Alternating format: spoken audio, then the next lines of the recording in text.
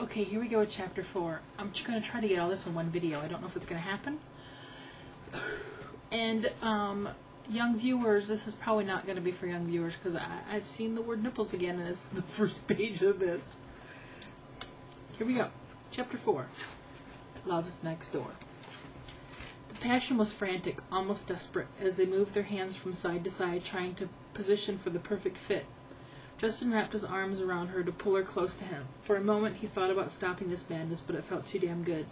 Almost as if by instinct, Justin rolled over, tucked her beneath him, hardness against softness, heat against heat.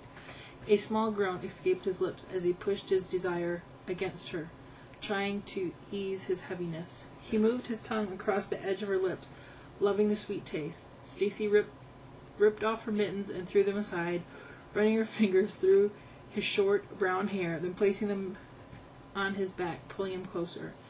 "You taste luscious," he groaned, as he moved his hands between their bodies to unzip her jacket. In the quietness of the night, the zipper hissed and slowly separated apart. He reached under her sweater and touched her heaving breasts. From deep within, Stacy shuddered as he took her nipples between his fingers and felt the stiffness that signaled her growing passion. Not once did either of them think of Cheryl as they were swept away by the sudden and unexpected passion flooding their bodies and senses, robbing them of any ability to control their actions.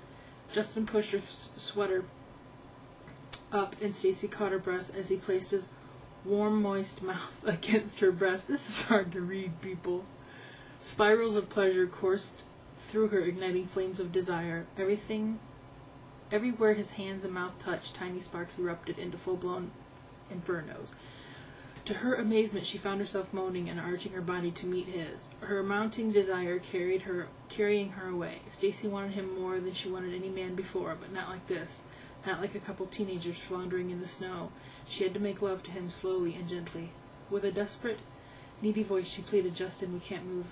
Can we move inside? Wouldn't your house be better?" Her voice trailing away as she felt Justin suddenly withdraw. It was as if a bucket of ice water had been poured over him. He froze. "Oh no," he said in a muffled voice. His words vibrated across the valley of her breasts. He pulled her sweater back into place and lifted himself from her, relieving her of his weight. Quickly he turned his back, adjusting his clothes. "No?" she echoed. Stacy lay there looking up at the snow that was still falling, overcome with desire and unnerved by his unexpected retreat. She stood up and brushed away the snow that was clinging to her clothes.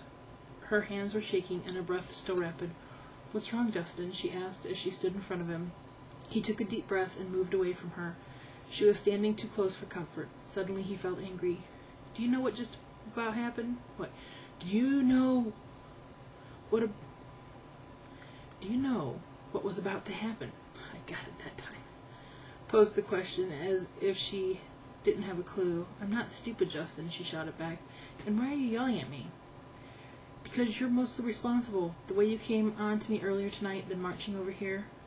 "Excuse me, but why were you the one who kissed me first?" She watched him move around the yard like a caged animal, while she retrieved her mittens from the snow and zipped up her jacket. "Yeah, well, you didn't exactly object, did you?" he stammered, feeling a little foolish. I didn't have my head under your sweater, did I?" she exclaimed, poking him in the chest with her finger, further emphasizing her point. Justin stopped for a moment and took a few long breaths, contemplating how to bring the situation under control. What the hell was wrong with him anyway? He was in love with another woman, one who loved him unconditionally. Here he was making out with a friend like a dog in heat. It had been a year since he had last seen Stacy, and he had forgotten how exciting she could be, but that was no excuses for his actions. "I'm sorry, Stacy. I got carried away. I was out of line," he said with a sigh as he started to walk towards the front door. "Hold on a second, Buster," she said, stopping him dead in his tracks. Slowly he turned around. "What?" he said through gritted teeth. "What do you expect me to do? You know my situation."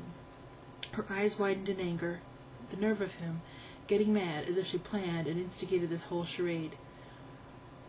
"I'm getting kind of tired of all the blame," she yelled. "You didn't seem to mind, and I certainly didn't hold a gun to your head." "No," he bellowed back, "but you didn't stop me either." The last time I looked, you were an adult." Her exclamation had suddenly changed from astonishment to anger. "Which is more than I can say about your antics lately." Stacy was fuming now, getting madder by the minute. "I didn't hear any complaints from you when you were sprawled all over me." He continued to move away from her and shouted over his shoulder, "I'm going for a walk, or finish clearing the driveway, or whatever I'm doing before you come along." He continued to move away from her. "I'm surprised you can walk at all," she said with sarcasm. He stopped momentarily, but didn't look back at her. Several loud, angry words filtered back through the night air as he rounded the corner of the house away from Stacy.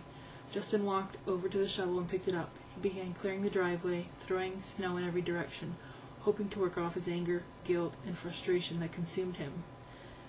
"How the hell did I get into this mess?" he grumbled to himself. "She's got to be the most infuriating woman on the face of the earth."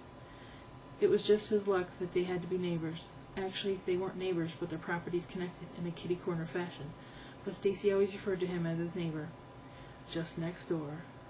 Sometimes he wished he lived in the next country. Maybe he could just put up a fence, a great big tall one. Justin increased the pace of his shoveling, hoping to work off more steam. Stacy was still standing at the back of the house, muttering to herself something about stupid, foolish men. The more she thought about it, the madder she became. She couldn't believe that he blamed her. She walked back and forth across the yard, wearing a path in the snow, until dead, dry grass peeked out from the ground below. She didn't dare confront Justin until she'd thought this through. She was angry with Justin and upset with herself for her passionate response to his advances, and yet she knew she was disappointed and hurt at the same time. She paced back and forth until she was a little calmer.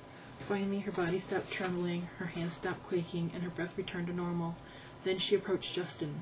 After battling with 2 women this evening, and being so suddenly and unexpectedly thrust into a steamy encounter with someone he considered a friend, Justin was confused and worried. He had enjoyed the peace and quiet of the last few minutes, listening to the night air blowing gently through the trees while trying to come to grips with the events of this crazy evening. The peace didn't last long. He took a deep, shaky breath, listening to the crunch of snow as Stacy approached him from the backyard. She walked closer and closer. His body grew tense as she stopped 2 feet in front of him. He dug the shovel into the snow, folded his arms, and leaned against the handle. A weary sigh floated from his lips at the prospect of yet another battle. She stood motionless, feeling her heart pound within her chest. She closed her eyes for a moment and concentrated, hoping to gain some semblance of control. Cautiously, she reached out her hand to place it on his, and then changed her mind and quickly pulled back. "Can I talk to you for a minute?" she asked nervously as she moved from one foot to another. Why do we always do the Jason thing? Justin stared off into the night. Not sure he wanted to get into it again, but something in her voice compelled him. He slowly turned to face her and looked deep into her hazel eyes, began to feel uncomfortable. They both had looks of guilt written across their face. Where to start, she thought, she stood before him. She had already contemplated what she wanted to say, but the words had somehow disappeared. "I'm sorry," she said sincerely, "for my part in this whole mess. Why don't we try to forget what happened and never mention it again?" She stuck out her hand. "Agreed?" Justin stood there looking at her. Part of him was thankful she was making the first move, but part of him was confused as hell. He stood there wondering what would happen if Cheryl ever found out. Another pang of guilt swept through him. He ran his hands across his face, trying to clear his head, and reached out to grasp her hand. "Agreed. I was out of line, Stacy, and I feel guilty as hell about Cheryl." "Come on, Justin. Think about it a minute. We kissed. Nothing really happened." She saw the expression on his face. "Okay," she said with a small grin. "It was a little more than a kiss, but it's done over and done with, and it won't happen again, right? I was all at fault too. Let's just forget this night ever happened." "I sure wish I hadn't," Justin said, shoveling his hands so far down in his pockets as they would go, and hunching his shoulders. "From start to finish, this whole evening has been a bad scene, and I feel like the biggest jerk in the universe. Now I'm taking that walk. I'm so sorry, Stacy. Good night." She felt terrible about what had happened. She watched as he strode further and further down the street. She waited till she could see him no longer before she turned to leave. Tears filled her eyes as she walked along the line of pine trees that separated the house. She wasn't sure if the tears running down her cheeks were from guilt or because of her strong feelings that had now become so obvious. Feelings that were going nowhere. As a couple, they were a lost cause. He had made it clear that he intended to honor his commitment to Cheryl, and Stacy would respect that. Not that she liked it, but she would abide by his decision. She felt things for Justin she had never known before, things that she needed to keep to herself. Suddenly the dam opened wide as the tears ran faster and faster, mixed with the gentle snowflakes resting on her cheeks. A tortured sob tore from her chest as she rounded the path through her house, running now to get to the comfort of her home. Once inside, she slammed the door as hard as she could, shaking the whole house. She ripped off her coat and boots and ran to the bathroom. Pulling off her wet clothes and throwing them in the corner, she jumped into the shower. Stacy adjusted the faucet to make hot, steamy water and stood trembling under the soothing spray. Life slowly returned to her freezing limbs as the water cascaded down her body. When she could feel her fingers and toes again, she turned the water off, pulling the curtain aside, and reached for a towel that hung beside the shower. Flinging the towel around her curvaceous body, she walked into her bedroom and pulled on a fluffy flannel nightshirt.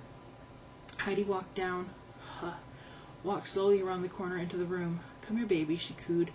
The dog came towards her, outstretched arms. That would not happen in real life. "At least I have someone to come home to," she said as she leaned down and hugged her friend. "Come on, I'll get you something to eat." She walked to the kitchen with Heidi at her side. After settling her pet, she made herself a cup of hot tea and carried it into the living room. She pulled the quilt off the bed and crouched and wrapped herself like a warm, soft cocoon. Heidi followed her into the living room a few minutes later. It was bedtime for Heidi, and the dog became restless and wanted Stacy to go to bed. "I know, baby, but I'm not tired." She picked up the remote and turned on the television, flicking through the channels till she found an old 50s movie. She pulled Heidi over and cuddled. Just as the movie was about to begin, the phone rang. She looked at the clock on the wall. It was almost midnight. Who would be calling at this time of night? "Hello?" she said. When Justin heard her voice, he had second thoughts and was about to hang up. But something forced him to finish what he had started. "Hello," she said again. She was about to hang up the phone when a familiar voice flowed over the phone lines. "Hi," Justin said softly. "How are you?" Stacy cleared her throat. "I'm fine now that I've had a hot shower and feeling has returned to my butt." She heard a small chuckle come from the other line. "How about you?" "Well, I went for a long walk, and I think you're right. We'll just forget about what happened and keep it to ourselves. I'm not sure how we got so hot and heavy, but let's make sure it doesn't happen again. And Stacy, I am really sorry. Will you accept my apologies for acting like such a jerk tonight?" "You're forgiven, Justin," she said, a little disappointed that he could so easily put their passion encounter out of his mind. "I'm in the middle of a movie. I'll talk to you later." She started to hang up the phone. "Hang on a minute, Stacy. What's playing?" he asked. "What?" "The movie. What is it?" he asked. Splendor in the Grass." There was a pause. Hearing her voice, Justin felt reluctant to end the call. Softly he laughed.